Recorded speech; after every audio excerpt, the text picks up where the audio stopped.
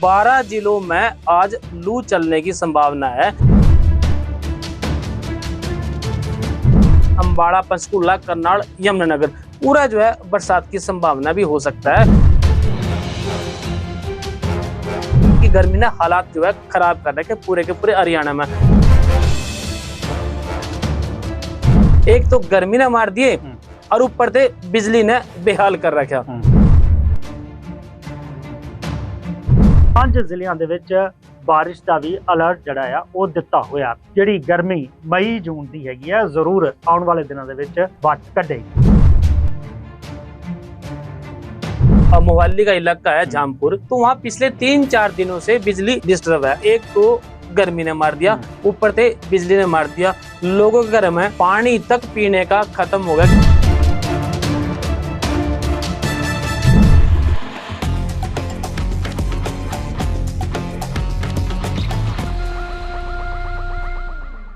सत श्री अकाल, चढ़ती कला टाइम टीवी न्यूज़ देख रहे देश विदेश के दर्शकों का स्वागत है। प्रोग्राम पंजाब हरियाणा गैल गैल विच मैं अनिल कमल ते रोजाना की तरह मेरे नाल ने सतीश कुमार सीकरी। सब तो पहला स्वागत कर लेने सतीश जी। राम राम। राम राम नील कमल जी, राम राम। कैसे हो आप? बहुत बढ़िया, और सुनाओ की हाल चाल ने? मैं ठीक ठाक हूँ जी। और सही बताऊं तो गर्मी ने हालत खराब कर रखी।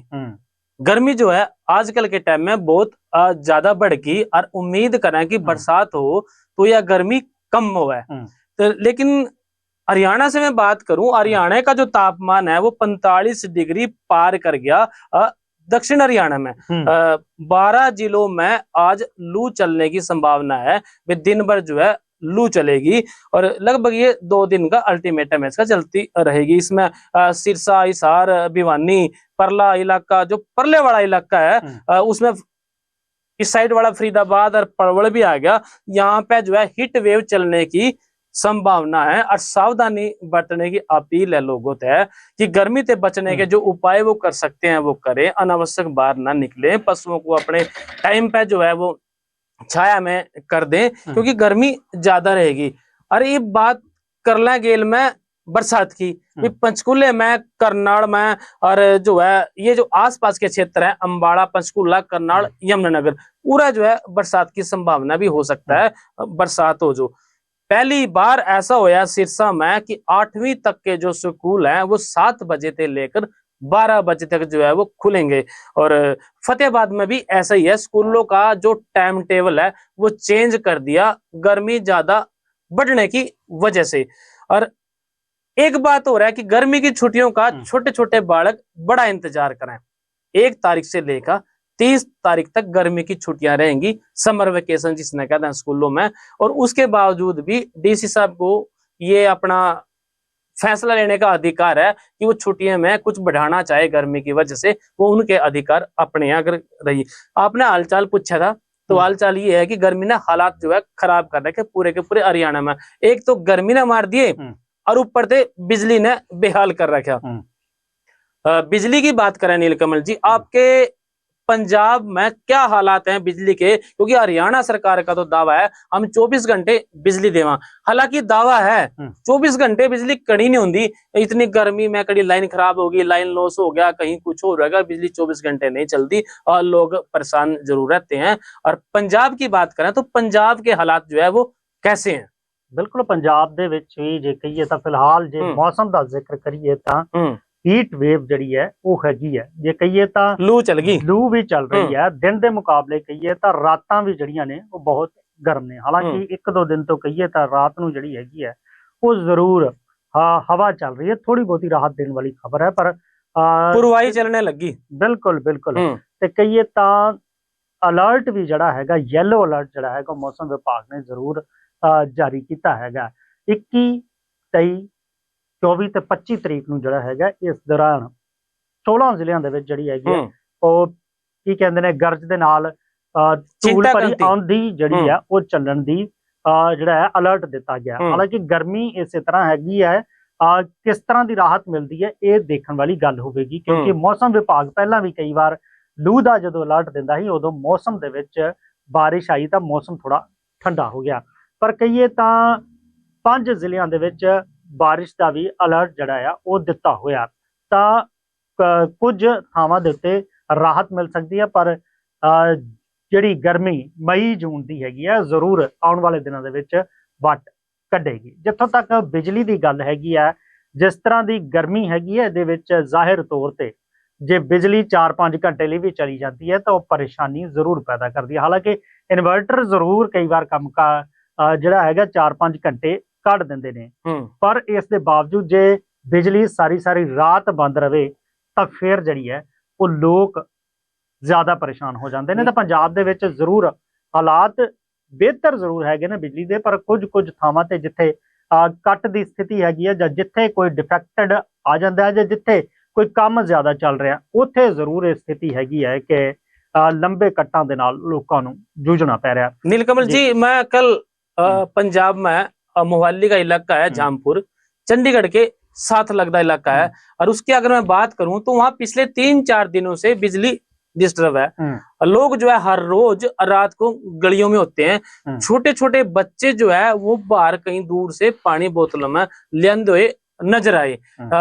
हालात बिजली की वजह से खराब हो गए क्योंकि वहां जो है लाइन लॉस हो रहा और बिजली खराब होगी पिछले 3-4 दिनों से। अब बात ये आवा है अभी जेई जब आएगा वो एस्टिमेट बनाएगा, फिर वो लाइन पास होएगी, दोबारा लाइन जलेगी, तब बिजली होएगी ठीक। और उतने में बात ये भी आ रही कि जो कर्मचारी हैं पंजाब के वो भी हड़ताल पे हैं, इस वजह से परेशानी और भी ज्यादा बढ़ गई। तो लोग जो है कल जो हालात देखे, एक तो गर्मी ने मार दिया, ऊपर से बिजली ने मार दिया, लोगों के घर में पानी तक पीने का खत्म हो गया। क्योंकि जिस जगह की मैं बात कर रहा हूं वहां की व्यवस्था ऐसी है कि वहां से सप्लाई का पानी नहीं आता, और वो लोग अपने खुद के समर्सिबल पे निर्भर करें, और समर्सिबल जब चलेगा जब लाइट होगी। जब 4 दिनों से लाइट नहीं है तो घर में ना पानी रही और ना इन्वर्टर में लाइट रही, तो वो जो है विभाग ने कोसने लग रहे। बात फिर वह करें के हैं कि किसी प्राइवेट आदमी ने बुलाकर लियावा, मजबूरी है उनकी, भाई हमारी तार जोड़ दे, हमारी तार टूट रही,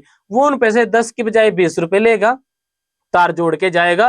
और हालात ये हो रहे, और बिजली विभाग वाले जो है वो सिर्फ और सिर्फ देवा उन्होंने दिलासे। बात इस तरह की जब हुई कल, उन लोगों ने बड़ा दुख था उनमें, और वो गली में इकट्ठे हो रहे थे, कहने लगे कि बिजली वाले बुलाने से आ नहीं रहे, बड़े परेशान रहे। बिजली वाले जब वहां पहुंचे तो गोलीबाजी कर गए, इस बात का आरोप है कि गोलीबाजी कर गए, और वो जो है उस तरह से काम नहीं किया। अभी 1 घंटे में हम मारने लग रहे, लाइन को ठीक कर देंगे। रात को 2 बजे तक उन लोगों ने अपने आप मिलकर, प्राइवेट लोगों के साथ मिलकर उस बिजली को ठीक किया, तब उन्होंने अपने घरों के पानी भरे। तो मतलब एक तो गर्मी होगी, और ऊपर से जो है बिजली की व्यवस्था वजह से लोगों ने समस्याओं का जो है सामना करना पड़ रहा है। लेकिन सरकार है, दावा है बिजली 24 घंटे देंगे। बिल्कुल, बिजली ਤਾਂ 24 ਘੰਟਿਆਂ ਦਾ ਦਾਵਾ ਹੈ ਹੀ ਆ, ਪਰ ਫਿਲਹਾਲ ਸਥਿਤੀ ਜੇ ਕਹੀਏ ਤਾਂ ਜਿੱਥੋਂ ਦੀ ਆਪਾਂ ਗੱਲ ਕਰ ਰਹੇ ਹਾਂ ਉੱਥੇ ਜ਼ਰੂਰ ਜਿਹੜੀ ਹੈਗੀ ਆ ਤਾਰ ਦੇ ਡਿਫੈਕਟਡ ਦੇ ਕਾਰਨ, ਲੋਡ ਵਧਣ ਦੇ ਕਾਰਨ ਜਿਹੜੀ ਹੈ ਤਾਰ कई बार सारे पंजाब का यही हाल है नीलकमल जी, सारे पंजाब में ऐसा हो रहा। और भी मेरी कई जगह से बात हुई, मोहाली की बात करें, अगर खरड़ की बात करो तो एक दूसरा लड़का हमें मिला, उसने अपनी आप बीती बताई कि पूरी रात बिजली नहीं आती, और रात कैसे काटे। मैं कहा भाई तू, कहने लगा मैं ना 1-2 घंटे बाद जाके बाथरूम में नहाया हूँ, और नहा के मेरे 1-2 घंटे कट जा, ऐसे रात काटने को मजबूर हो रहे लोग। बिल्कुल, जिन्हां लोगों ने चंडीगढ़ तो मोहाली दे विच शिफ्ट होए ने, वो भी एक कहंदे नजर आए कि चंडीगढ़ दे विच तां स्थिति जिहड़ी है दूसरी हैगी है, घंटे दे विच जिहड़ी है बिजली ठीक हो जाती है, अधिकारी पहुंच जाते हैं, कोई भी डिफेक्ट होवे तो सही हो जाता। पर नाल लगदा मोहाली जिहड़ा हैगा उत्थे कई बार गल करन तो बाद भी जिहड़ा हैगा ना तो एस्टीमेट पास किया जाता, ना तार मिलती है। चंडीगढ़ की बात आपने बढ़िया करी, मेरे भी याद आ गया कि चंडीगढ़ का जो प्रशासन है उसने लोग याद करें, क्योंकि वहां काम हुआ है, एक फोन कॉल पे काम हुआ है, और ना तो उसका मुकाबला कर सकता पंजाब, और ना कर सकता उसका मुकाबला हरियाणा। हालांकि हरियाणा में दावा ये कर जावा भी 1 घंटे में जो शहरी क्षेत्र है वहां ट्रांसफार्मर चेंज कर देंगे, और जो गांव का क्षेत्र है वहां 2 घंटे में ट्रांसफार्मर जो है बिजली सप्लाई देनी होगी। लेकिन पंजाब में तो यही नहीं पता कि कब क्या होगा, कुछ नहीं पता। लोग जो है चंडीगढ़ प्रशासन याद कर रहे, उनका गुणगान करने लग रहे कि वो इस तरह की बात वहां करने लग रहे थे कि अगर ये चंडीगढ़ होता तो 1 घंटे में जो है चाहे तो उन्होंने अल्टरनेट ट्रांसफार्मर लगाना होता, तारे बिछानी होती, लेकिन बिजली जरूर चलती। फिलहाल जो है बिजली के मामले में हालात जो है पंजाब के ज्यादा अच्छे नहीं है। हाँ, ਹਾਲਾਂਕਿ ਜ਼ਰੂਰ PSPCL ਨੇ ਟੋਲ ਫ੍ਰੀ ਨੰਬਰ ਕੰਪਲੇਂਟ ਲਈ ਦਿੱਤਾ ਹੋਇਆ। ਉੱਥੋਂ ਦਾਅਵਾ ਇਹ ਕੀਤਾ ਜਾਂਦਾ ਹੈ ਕਿ ਕੰਪਲੇਂਟ ਜਿਹੜੀ ਆਨਲਾਈਨ ਹੁੰਦੀ ਹੈ, ਜਦ ਤੱਕ ਉਹਦਾ ਰਿਜ਼ੋਲਵ ਨਹੀਂ ਹੁੰਦਾ, ਉਹਦਾ ਰਿਵਰਟ ਨਹੀਂ ਹੁੰਦਾ, ਉਦੋਂ ਤੱਕ ਜਿਹੜਾ ਹੈਗਾ ਉਹ ਕੰਮ ਜਿਹੜਾ ਹੈਗਾ ਉਹ ਦਰੁਸਤ ਕਰਨ ਤੋਂ ਬਾਅਦ ਉਸ ਕੰਪਲੇਂਟ ਨੂੰ ਰਿਵੀਲ ਕੀਤਾ ਜਾਂਦਾ ਹੈ, ਹਟਾਇਆ ਜਾਂਦਾ ਤਾਂ ਕਿ ਗਾਹਕਾਂ ਦੀ ਸੈਟੀਸਫੈਕਸ਼ਨ ਵੀ ਉੱਤੇ ਲਈ ਜਾਂਦੀ ਹੈ। ਪਰ ਜਿਹੜਾ ਕੱਲ ਦੀ ਜਿਹੜੀ ਜਾਣਕਾਰੀ ਹੈ, ਕੱਲ ਦਾ ਜਿਹੜਾ ਪ੍ਰਕਰਣ ਖੁਦ ਅੱਖੀਂ ਦੇਖਿਆ, ਉਹਦੇ ਵਿੱਚ ਇਹ ਚੀਜ਼ਾਂ ਜਿਹੜੀਆਂ ਨੇ ਉਹ ਥੋੜੀਆਂ ਕਹੀਏ ਤਾਂ ਦੂਰ ਨਜ਼ਰ ਆਈਆਂ ਉਸ ਦਾਅਵੇ ਤੋਂ। ਫਿਲਹਾਲ ਇਹ ਤਾਂ ਮੌਸਮ ਦੀ ਗੱਲ ਸੀਗੀ। ਵਧਦੇ ਆਪਾਂ ਹਰਿਆਣਾ ਦੇ ਵੱਲ। ਸਤੀਸ਼ ਜੀ, ਜ਼ਿਕਰ ਕਿਸਾਨਾਂ ਦਾ ਕਰੀਏ ਤਾਂ ਆਉਣ ਵਾਲੇ ਦਿਨਾਂ 'ਚ ਕਹੀਏ ਤਾਂ ਪਾਣੀ ਦੀ ਜ਼ਰੂਰਤ ਵੀ ਹੈਗੀ ਹੈ, ਨਾਲ ਦੀ ਨਾਲ ਝੋਨੇ ਦੀ ਫਸਲ ਵੀ ਲੱਗਣੀ ਹੈ। ਪਰ ਕਿਸਾਨਾਂ ਦਾ ਜ਼ਿਕਰ ਕਰ ਲੈਂਦੇ ਆ।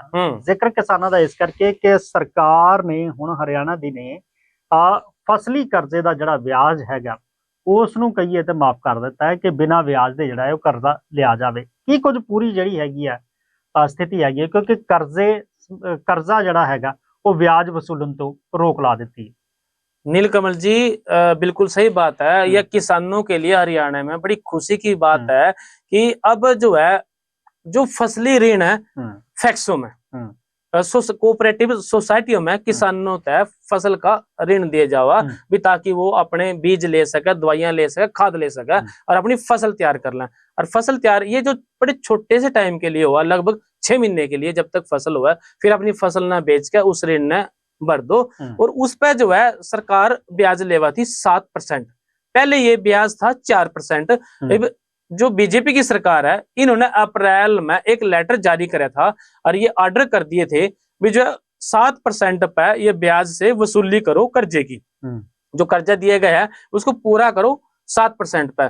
फिर इसमें भूपेंद्र सिंह हुड्डा जो पूर्व के मुख्यमंत्री हैं, उन्होंने ऐतराज जताया, आपत्ति जताई और ये कहा भी किसान तो पहले ही मरे पड़े, उन्होंने सरकारें और मरने लग रही, अब 4% थे ब्याज को 7% कर दिया, तो ऐसे में गुजारा कैसे होएगा।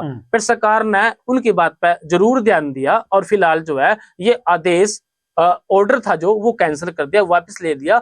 अगले आदेश तक अब ये है कि 7% वाला जो ब्याज है वो माफ है, और जिन लोगों ने ब्याज भर दिया, जिन पैसे सरकार ने पैक्सों ने वसूल कर लिया, वो उनका वापस किया जाएगा। लेकिन एक बात इसमें ये है नीलकमल जी, भी 4% से 7% करे किसने था? बीजेपी की सरकार ने करे। घटाया किसने? बीजेपी की सरकार ने घटाया। भाई पहले तो बढ़ा दिया, अब घटा दिया, अब इसकी खूब जो है वाहवाही होने लग रही। दूसरी बात मैं ये करूंगा, जो पैक्सों के लोन की आपने बात करी है, 2014 से पहले जब हरियाणा में कांग्रेस की सरकार थी, उस सरकार ने, भूपेंद्र सिंह हुड्डा की सरकार ने, जो आज हुड्डा किसान हितैषी होने की बात जो है कर रहे हैं, उस टाइम से लेकर आज तक भी किसानों को जो फसली ऋण है वो नए को नहीं दिया जाता, पुराने को दिया जाने लग रहा। नए की शुरुआत ही नहीं करी। भाई किसान तो चेंज होने रहा, कई बार जमीन का बंटवारा हो गया या बाप नहीं रहा, उसकी जगह बेटे ने लेना, तो बहुत सारी ऐसी है। या भी सोसाइटी है, सोसाइटी में नए मेंबर ना बनना, अब नए मेंबर के लिए उस टाइम से लेकर आज तक ये लोन नहीं मिलता। जिनको मिल रहा है उन्हीं को मिल रहा है, उन्हीं का माफ है और उन्हीं को इस बात का फायदा होगा। भूपेंद्र सिंह हुड्डा के टाइम में ये जो लोन था वो नए लोगों को देना बंद कर दिया था, और वो आज भी बंद है। जो फसली ऋण है वो हरियाणा में किसानों को नहीं दिया जाता। हालांकि किसान हितैषी होने का दावा सारी सरकारें करें, लेकिन कहीं ना कहीं इन सब चीजों की तरफ भी ध्यान देने की जरूरत है। जो चूक गए भाई किसान जो है वो बदलते रहे, नए किसान भी आए, उनको भी इस बात का फायदा जरूर मिलना चाहिए। ऐसे भी किसान जो है उम्मीद करें सरकार से, और जो है उम्मीद पूरी हो तो गुणगान जरूर करेंगे जी। बिल्कुल बिल्कुल, उम्मीद पूरी हो तो गुणगान करनगे ही, पर फैसला जिहड़ा हैगा उस सरकार ने ले लिया कि ਕਰਜ਼ੇ ਦੇ ਉੱਤੇ ਜਿਹੜਾ ਵਿਆਜ ਵਸੂਲਣ ਤੇ ਉਹਦੇ ਤੇ ਰੋਕ ਲਾ ਦਿੱਤੀ ਗਈ ਸੀ ਜੀ। ਇਹ ਤਾਂ ਕਿਸਾਨਾਂ ਨੂੰ ਲੈ ਕੇ ਫੈਸਲਾ ਸੀ।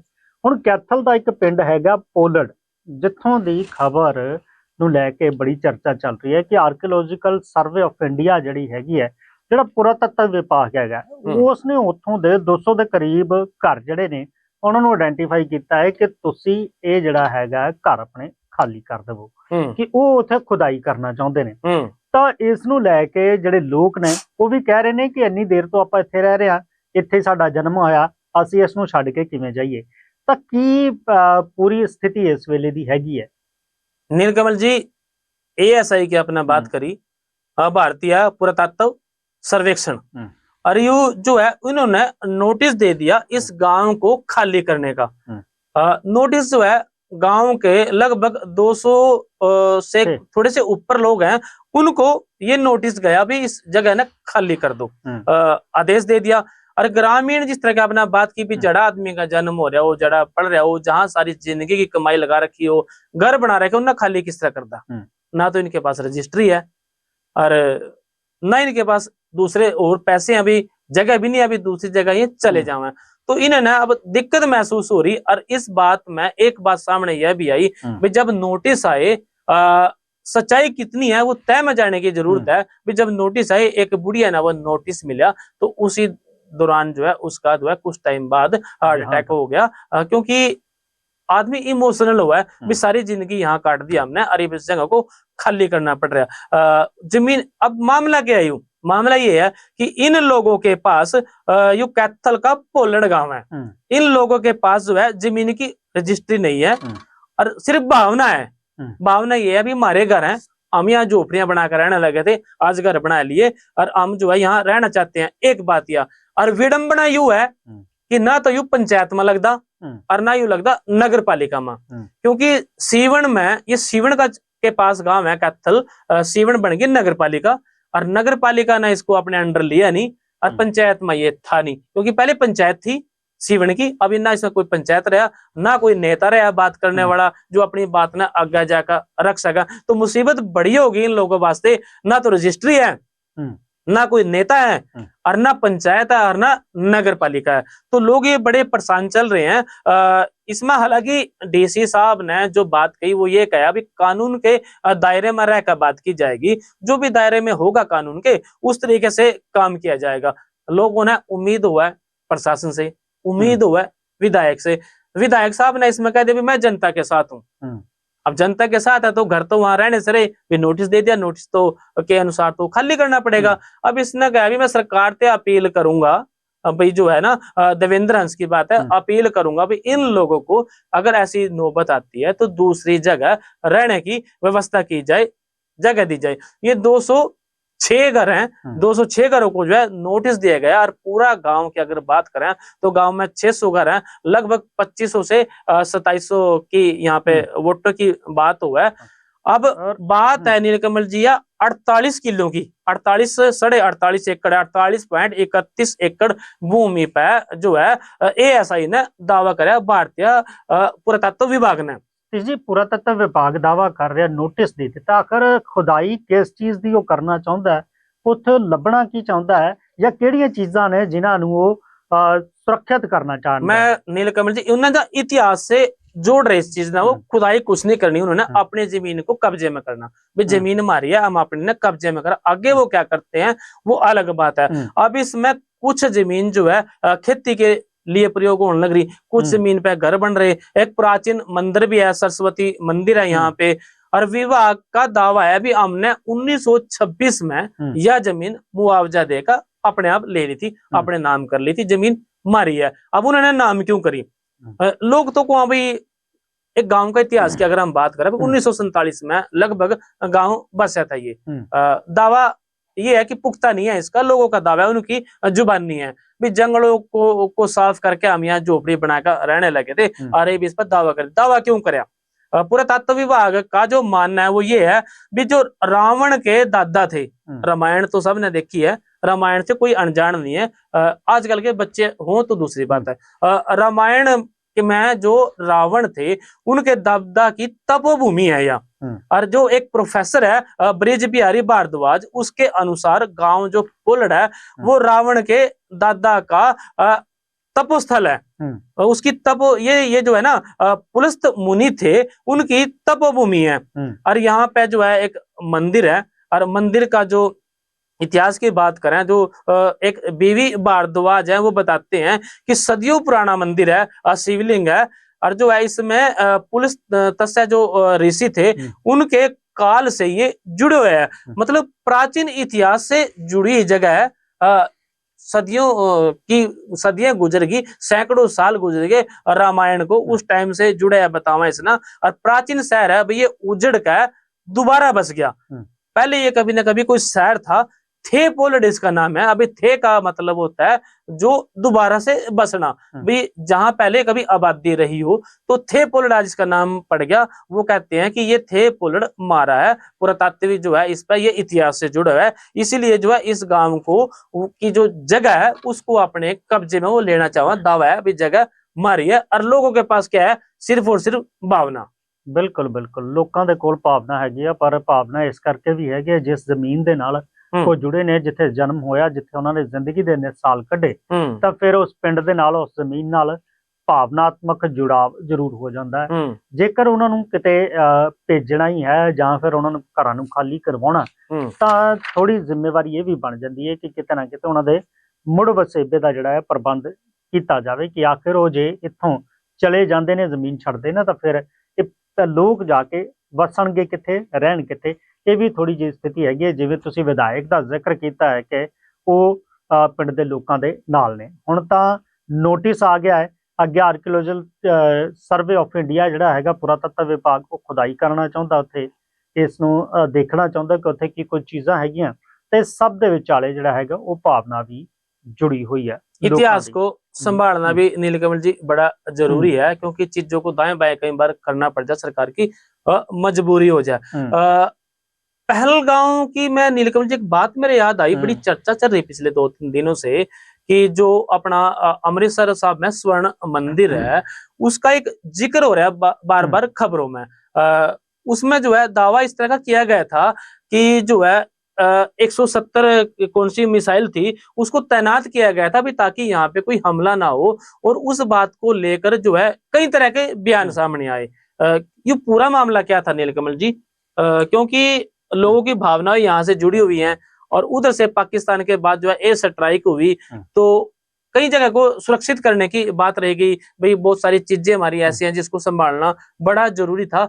यहाँ का जो दावा है वो क्या है? क्योंकि आर्मी कुछ और कहती है और जो एयर है वो कुछ और कहते हैं, एयर विंग की अगर हम बात करें तो। देखो एयर विंग ਦੇ ਅਧਿਕਾਰੀ ਸੀ ਜਿਹੜੇ, ਉਹਨਾਂ ਦਾ ਇੱਕ ਜਿਹੜਾ ਹੈਗਾ ਬਿਆਨ ਜਾਂ ਕਿ ਇੰਟਰਵਿਊ ਆ, ਉਹਦੇ ਵਿੱਚੋਂ ਇੱਕ ਗੱਲ ਜ਼ਰੂਰ ਸਾਹਮਣੇ ਆਈ ਸੀ, ਜਿਹਦੇ ਵਿੱਚ ਇਹ ਦਾਵਾ ਕਰ ਦਿੱਤਾ ਗਿਆ ਕਿ ਜਦੋਂ ਪਾਕਿਸਤਾਨ ਨੇ 8-9 ਦੀ ਰਾਤ ਨੂੰ ਹਮਲੇ ਕੀਤੇ ਨੇ, ਭਾਰਤ ਦੇ ਵੱਲ ਡਰੋਨ ਭੇਜੇ ਨੇ ਜਦੋਂ 에ਅਰ ਸਟ੍ਰਾਈਕ ਤੋਂ ਬਾਅਦ, ਤਾਂ ਫਿਰ ਕੀ ਹੋਇਆ ਹੈ ਕਿ ਉਹਨਾਂ ਨੇ बहुत सारे इलाकों ਨੂੰ ਜਿਹੜਾ ਹੈਗਾ ਉਹ ਨਿਸ਼ਾਨਾ ਬਣਾਉਣ ਦੀ ਕੋਸ਼ਿਸ਼ ਕੀਤੀ। ਹਾਂ 400 से 500 ड्रोन आए थे, 400 ਤੋਂ 500 ਡਰੋਨ ਆਏ, ਤੇ ਉਹਨਾਂ ਦੇ ਵਿੱਚ ਅੰਮ੍ਰਿਤਸਰ ਸਾਹਿਬ, ਸ੍ਰੀ ਦਰਬਾਰ ਸਾਹਿਬ ਨੂੰ ਵੀ ਨਿਸ਼ਾਨਾ ਬਣਾਉਣ ਦੀ ਕੋਸ਼ਿਸ਼ ਕੀਤੀ ਗਈ ਸੀ।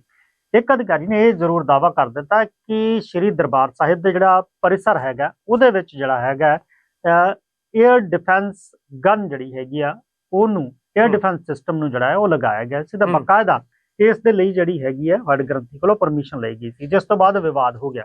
ਹੈਡ ਗ੍ਰੰਥੀ ਉਹਨਾਂ ਨੇ ਇਹ ਕਿਹਾ ਕਿ ਕੋਈ ਪਰਮਿਸ਼ਨ ਨਹੀਂ ਸੀਗੀ, ਤੇ ਇਸ ਦੇ ਵਿੱਚ ਕੋਈ ਵੀ ਸੱਚਾਈ ਨਹੀਂ ਹੈ। ਉਸ ਤੋਂ ਬਾਅਦ ਭਾਰਤੀ ਫੌਜ ਦਾ ਵੀ ਬਿਆਨ ਆਉਂਦਾ ਹੈ ਕਿ ਕਿਸੇ ਵੀ ਤਰ੍ਹਾਂ ਦਾ ਜਿਹੜਾ 에ਅਰ ਡਿਫੈਂਸ ਸਿਸਟਮ ਜਿਹੜਾ ਹੈ ਉਹ ਸ੍ਰੀ ਦਰਬਾਰ ਸਾਹਿਬ ਦੇ ਵਿੱਚ ਨਹੀਂ ਲਗਾਇਆ ਗਿਆ ਸੀਗਾ। ਤਾਂ ਇਸ ਨੂੰ ਲੈ ਕੇ ਜਿਹੜੀਆਂ ਗੱਲਾਂ ਹੈਗੀਆਂ, ਜ਼ਰੂਰ ਉਸ ਦਿਨ ਪਾਕਿਸਤਾਨ ਦੇ ਵੱਲੋਂ ਜਿਵੇਂ ਹਮਲੇ ਕੀਤੇ ਗਏ ਸੀਗੇ, ਇਨਪੁਟ ਇਹ ਸੀਗਾ ਕਿ ਬਹੁਤ ਸਾਰੇ ਧਾਰਮਿਕ ਸਥਾਨਾਂ ਨੂੰ ਜਿਹੜਾ ਹੈਗਾ ਉਹ ਨਿਸ਼ਾਨਾ ਬਣਾਉਣ ਦੀ ਕੋਸ਼ਿਸ਼ ਕੀਤੀ ਜਾ ਰਹੀ ਹੈ, ਜਿਹਦੇ ਵਿੱਚ ਸ੍ਰੀ ਦਰਬਾਰ ਸਾਹਿਬ ਦਾ ਵੀ ਜ਼ਿਕਰ ਸੀਗਾ। ਇਸੇ ਕਰਕੇ 에ਅਰ ਡਿਫੈਂਸ ਸਿਸਟਮ ਨੇ ਜਿਹੜਾ ਹੈਗਾ ਉਹਨਾਂ ਸਾਰਿਆਂ ਹਮਲਿਆਂ ਨੂੰ ਜਿਹੜਾ ਹੈ ਨਾਕਾਮ ਕਰ ਦਿੱਤਾ। ਪਰ ਜਿੱਥੋਂ ਤੱਕ ਬਿਆਨ ਦਾ ਸਵਾਲ ਹੈਗਾ, ਹੁਣ ਇਹ ਵੀ ਕੁਝ ਲੋਕ ਕਹਿ ਰਹੇ ਨੇ ਕਿ ਜ਼ਰੂਰ ਅੰਮ੍ਰਿਤਸਰ ਤੋਂ ਬਾਹਰ ਦੀ ਜਿਹੜੀ ਗੱਲ ਹੈਗੀ ਹੈ, ਜਿਨ੍ਹਾਂ ਹੱਦਾਂ ਦੇ ਉੱਤੋਂ ਉਹਨਾਂ ਨੂੰ ਡਿਟੈਕਟ ਕਰਕੇ ਡਰੋਨਾਂ ਨੂੰ ਜਿਹੜਾ ਹੈਗਾ ਮਾਰ ਗਿਰਾਇਆ ਜਾ ਸਕਦਾ ਸੀ, ਉਹ ਸਿਸਟਮ ਦੀ ਗੱਲ ਕੀਤੀ ਜਾ ਰਹੀ ਸੀਗੀ। ਇਸ ਨੂੰ ਲੈ ਕੇ ਕਿਤੇ ਨਾ ਕਿਤੇ ਮਿਸਕਮਿਊਨੀਕੇਸ਼ਨ ਵੀ ਜਿਹੜਾ ਆ ਉਹ ਹੋ ਸਕਦਾ। ਬਿਆਨ ਨੂੰ ਜਿਹੜਾ ਹੈਗਾ, ਜਿਹੜੀ ਉਹਨਾਂ ਗੱਲ ਕਹੀ ਹੈ ਉਹ ਇਸ ਤਰ੍ਹਾਂ ਕਹਿ ਦਿੱਤੀ ਗਈ, ਪਰ ਵੱਡੀ ਗੱਲ ਇਹ ਹੈ ਕਿ ਅਜਿਹਾ ਵਿਰੋਧਾਭਾਸ ਕਿਉਂ ਹੈਗਾ। ਬਕਾਇਦਾ ਇਹ ਗੱਲ ਕਹਿਣੀ ਕਿ ਗ੍ਰੰਥੀ ਹੈਡ ਗ੍ਰੰਥੀ ਕੋਲੋਂ ਪਰਮਿਸ਼ਨ ਲਈ ਗਈ ਸੀ, ਫਿਰ ਉੱਥੇ 에ਅਰ ਡਿਫੈਂਸ ਸਿਸਟਮ ਜਿਹੜਾ ਹੈ ਲਗਾਇਆ ਗਿਆ। ਇਸ ਨੂੰ ਲੈ ਕੇ ਜ਼ਰੂਰ ਜਿਹੜੀ ਚਰਚਾ ਤੇ ਸਵਾਲ ਹੋ ਰਹੇ ਨੇ, ਕਿਉਂਕਿ ਸਿੱਧੇ ਤੌਰ ਤੇ ਜਿਹੜਾ ਹੈਗਾ SGPC ਤੇ ਹੈਡ ਗ੍ਰੰਥੀ ਜਿਹੜੇ ਨੇ ਉਹਨਾਂ ਨੇ ਇਸ ਤੋਂ ਇਨਕਾਰ ਕੀਤਾ ਹੈ। ਉਹਨਾਂ ਨੇ ਇਸ ਬਿਆਨ ਨੂੰ ਵੀ ਕਿਹਾ ਹੈ ਕਿ ਇਸ ਬਿਆਨ ਤੋਂ ਤਾਂ ਡਿਨਾਈ ਆਪਾਂ ਤਾਂ ਕਰੀਏ ਜੇ ਕੋਈ ਪਰਮਿਸ਼ਨ ਹੋਵੇ, ਉਹਨਾਂ ਕਹੇ ਕਿ ਇਸ ਗੱਲ ਦਾ ਯਕੀਨ ਬਣਦਾ ਹੀ ਨਹੀਂ ਕਿ ਉਹਨਾਂ ਨੇ ਇੱਥੇ ਗਨ ਲਗਾਈ ਸੀ ਤੇ ਨਾ ਹੀ ਕਿਸੇ ਤਰੀਕੇ ਦੀ ਪਰਮਿਸ਼ਨ ਸੀਗੀ। ਫਿਲਹਾਲ ਪ੍ਰੋਗਰਾਮ 'ਚ ਵੇਲਾ ਇਸ ਵੇਲੇ ਤੁਹਾਡੇ ਤੋਂ ਇਜਾਜ਼ਤ ਲੈਣ ਦਾ ਹੋ ਚੱਲਿਆ। ਫਿਰ ਮਿਲਾਂਗੇ ਇਸੇ ਪ੍ਰੋਗਰਾਮ ਦੇ ਵਿੱਚ। ਤਦ ਤੱਕ ਲਈ ਮੈਨੂੰ ਅਤੇ ਸਤੀਸ਼ ਕੁਮਾਰ ਸੀਕਰੀ ਨੂੰ ਦਿਓ ਇਜਾਜ਼ਤ। ਧੰਨਵਾਦ। राम राम जी।